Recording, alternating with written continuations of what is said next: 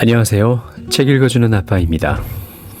이번에는 성과를 최대화하는 공부법, 진화하는 공부법, 타케우치 타츠오. 알지 못하면 손해보는 공부법이 적혀져 있는 책이 있습니다. 복습은 바로 하지 마시기 바랍니다. 과학적이고 정확한 공부법 8가지를 소개하고자 합니다. 첫 번째, 성공의 열쇠를 잡는 것은 자기 컨트롤 능력이 있느냐 없느냐에 달려 있습니다. 자기 컨트롤이라는 것은 지금 하고 싶은 것을 참고 장기적인 목표를 향해서 행동하는 능력을 말합니다. 자기 컨트롤 능력이 높으면 보다 건강해지고 공부를 하더라도 성과가 올라갑니다. 수입도 늘어납니다. IQ보다 중요한 것은 셀프 컨트롤이 가능하냐입니다. 지금 하고 싶은 것을 참고 장기적인 시야를 가지고 행동하시기 바랍니다.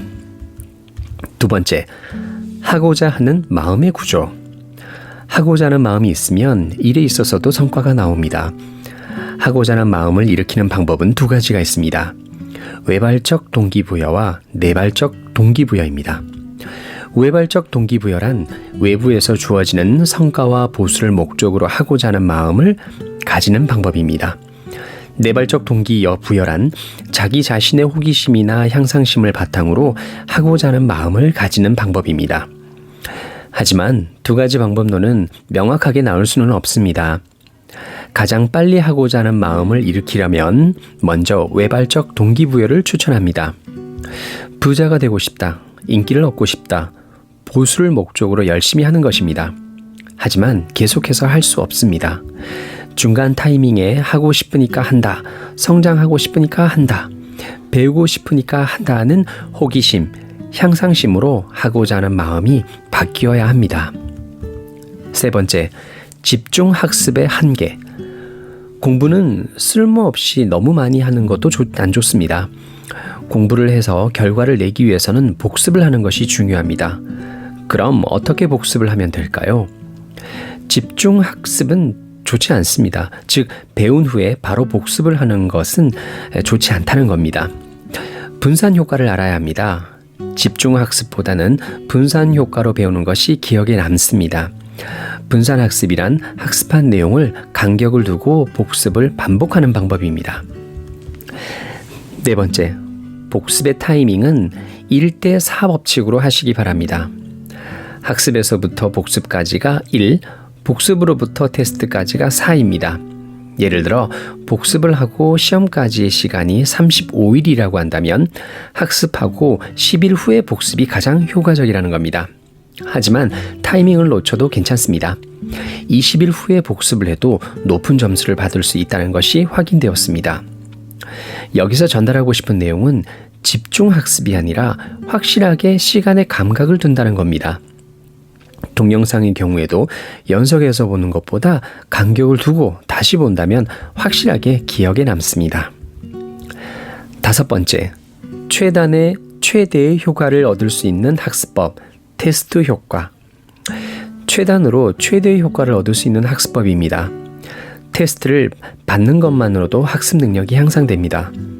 테스트를 받음으로써 공부 시간을 줄일 수 있습니다. 고득점을 받을 수 있습니다. 읽는 것만으로 하는 학습은 하지 마시기 바랍니다. 테스트를 받는 것이 필요합니다. 말하는 것을 잘하기 위해서는 말하는 방법을 가르쳐주는 책을 읽는 것만이 아니라 반드시 사람들 앞에서 말하는 테스트를 하는 겁니다. 6번째, 학습 효과를 계속해서 하게 해주는 흩어진 법칙. 성과업의 열쇠는 랜덤함에 있습니다. 공부하는 장소나 공부 방법을 여기저기로 나누는 겁니다. 그렇게 하는 것이 공부의 성과가 올라갑니다. 책을 읽는 장소도 카페나 여러 곳으로 하는 것이 좋고, 읽는 책의 장르도 여러 가지로 나눕니다. 여러분이 성과를 올리겠다고 한다면 공부하는 장소와 방법을 여러 가지로 가져가시기 바랍니다. 즉, 사람에게 자신이 노출되는 곳을 많게 함으로써 집중해서 학습을 할 수 있다는 겁니다. 7번째, 손을 움직이면 보다 기억을 잘할 수 있습니다.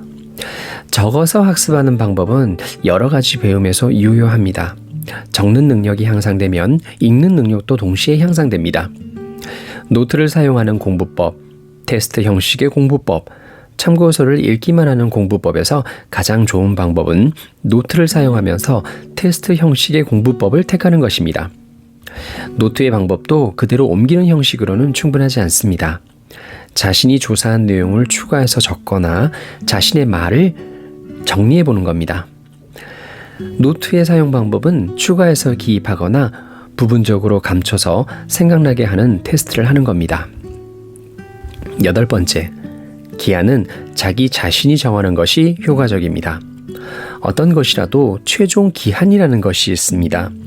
숙제 제출일, 모의 시험일, 수능 시험일, 자격 시험일 등 공부는 반드시 기한이 정해져 있습니다.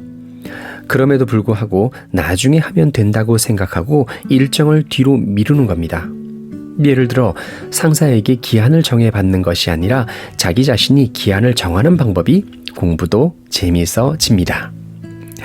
마지막으로 분산 효과, 테스트 효과는 분명히 효과가 있습니다. 매일 하는 연습이 중요합니다. 자기 컨트롤 능력도 정말로 중요합니다.